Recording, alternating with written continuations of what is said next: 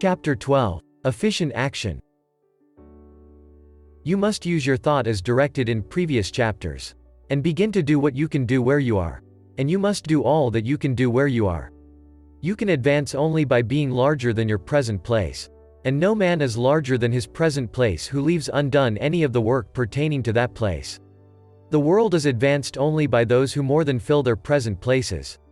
If no man quite filled his present place, you can see that there must be a going backward in everything. Those who do not quite fill their present places are dead weight upon society, government, commerce, and industry. They must be carried along by others at a great expense. The progress of the world is retarded only by those who do not fill the places they are holding. They belong to a former age and a lower stage or plane of life, and their tendency is toward degeneration.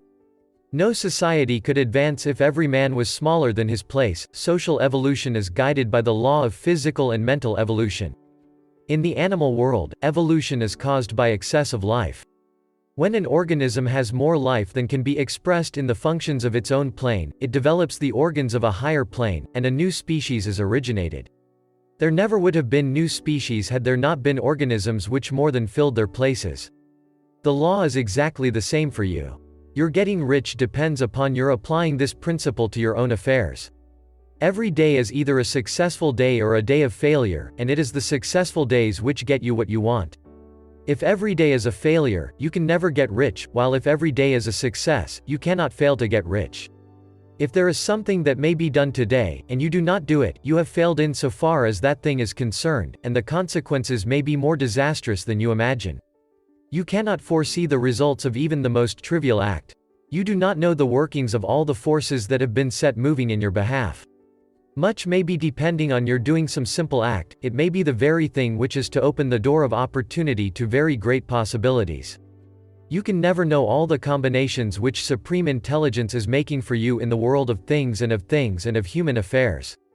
Your neglect or failure to do some small thing may cause a long delay in getting what you want.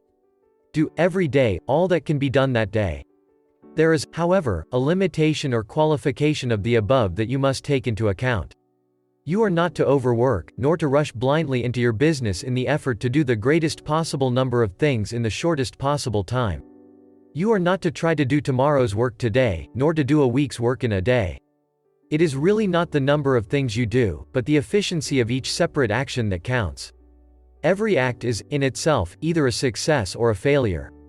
Every act is, in itself, either effective or inefficient. Every inefficient act is a failure, and if you spend your life in doing inefficient acts, your whole life will be a failure. The more things you do, the worse for you, if all your acts are inefficient ones. On the other hand, every efficient act is a success in itself, and if every act of your life is an efficient one, your whole life must be a success. The cause of failure is doing too many things in an inefficient manner, and not doing enough things in an efficient manner.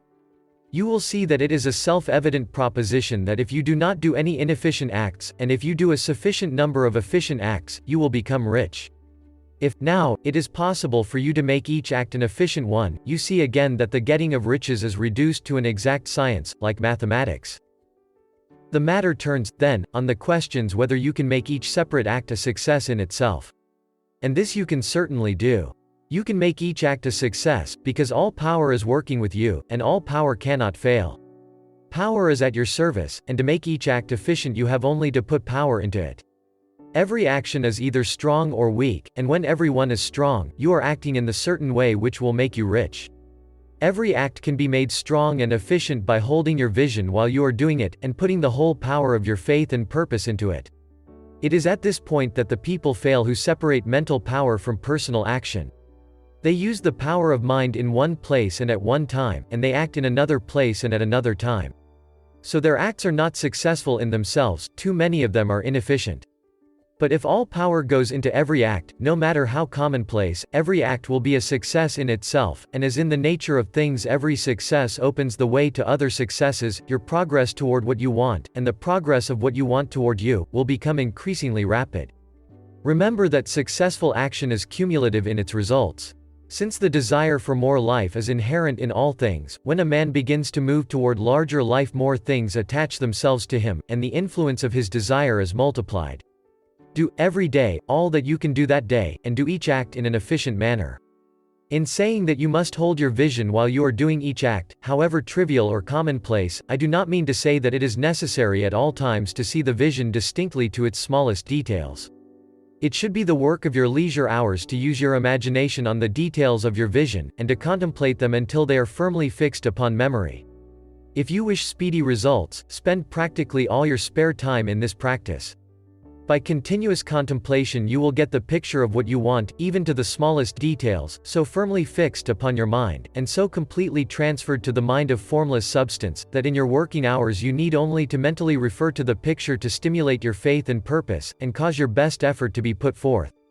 Contemplate your picture in your leisure hours until your consciousness is so full of it that you can grasp it instantly. You will become so enthused with its bright promises that the mere thought of it will call forth the strongest energies of your whole being. Let us again repeat our syllabus, and by slightly changing the closing statements bring it to the point we have now reached. There is a thinking stuff from which all things are made, and which, in its original state, permeates, penetrates, and fills the interspaces of the universe. A thought, in this substance, produces the thing that is imaged by the thought. Man can form things in his thought, and, by impressing his thought upon formless substance, can cause the thing he thinks about to be created.